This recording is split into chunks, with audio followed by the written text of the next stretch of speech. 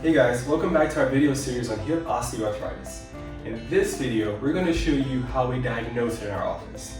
Now, I've known you've seen our previous videos, and that's one thing that we always do here. We always get a thorough history on our patients. It lets us diagnosis the fastest, gets our patient better faster, so they're not spending all their time in our office. They can be out doing the things they enjoy without having pain.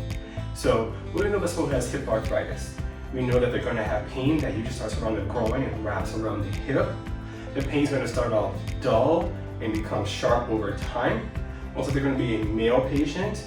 They may be obese. They're going to be middle-aged plus, and they're going to have trouble with things like climbing upstairs, putting on their socks, or they're going to have a lot of pain when they're going from seated to standing.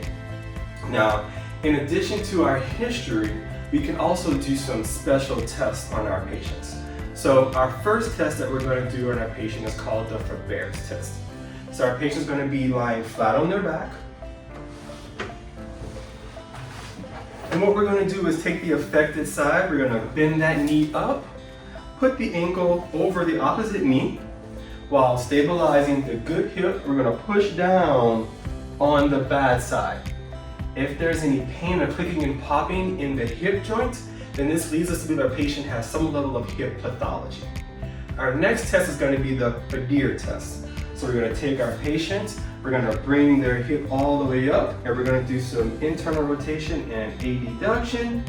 If we have clicking and popping and crepitus during this test, that tells our patient may have some hip arthritis. Our last test is a scour test, and it's very similar to our previous test, except we're going to bring the knee as high as we can get it. Once our patient's knee is high as it can, we're going to push down, and we're going to do some rotational arcs in here. So when we're doing this test, we're looking for pain, but also some clicking and popping in that hip joint. If there is clicking and popping in that hip joint, then our patient most likely has hip arthritis. Additionally, sometimes these tests may not produce any pain or crepitus.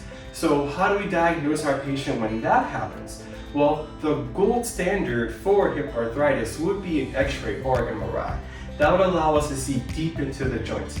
And for a patient who doesn't have any positive findings on our exam, we definitely would do that because there are other conditions at the hip that are worse, things like a hip fracture or hip necrosis, and you definitely want to be able to see that on a film so our patient can get the best care possible and prevent any further injury. So guys, now that we know how we diagnose it in our office, in the next video, we're going to show you how we treat it. So stay tuned guys, and I'll see you in the next video.